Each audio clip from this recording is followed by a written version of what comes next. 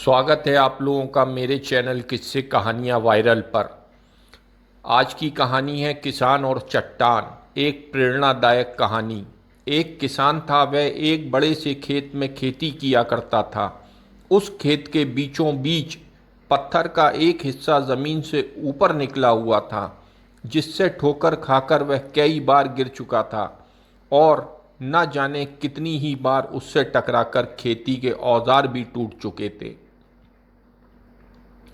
रोजाना की तरह आज भी वह सुबह सुबह खेती करने पहुंचा, पर जो सालों से होता आ रहा था, एक बार वही हुआ। एक बार फिर किसान का हल पत्थर से टकराकर टूट गया।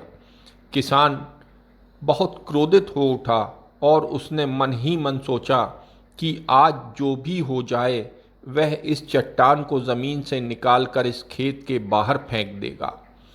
वह तुरंत भागा और गांव से 4-5 लोगों को बुला लाया और सभी को लेकर वह उस पत्थर के पास पहुंचा।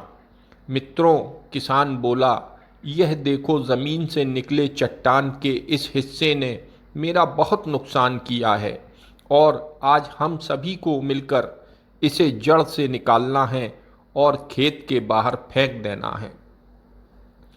और ऐसा कहते ही वह फावड़े से पत्थर के किनार पर वार करने लगा। पर ये क्या, अभी उसने 1-2 बार ही मारा था कि पूरा का पूरा पत्थर ज़मीन से बाहर निकल आया। साथ खड़े लोग भी अचरज में पड़ गए और उन्हीं में से एक ने हंसते हुए पूछा, क्यों भाई, तुम तो कहते थे कि तुम्हारे खेत के बीच में एक बड़ी चट्टान दबी हुई है, पर यह तो एक मामूली सा पत्थर निकला। किसान भी आश्चर्य में पड़ गया। सालों से जिसे वह एक भारी भरकम चट्टान समझ रहा था, दरअसल वह बस एक छोटा सा पत्थर था।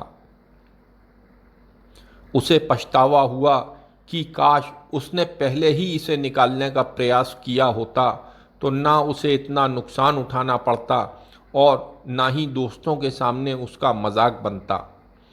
इस किसान की तरह ही हम भी कई बार ज़िंदगी में आने वाली छोटी मोटी बाधाओं को बहुत बड़ा समझ लेते हैं और उनसे निपटने की बजाय तकलीफ़ उठाते रहते हैं।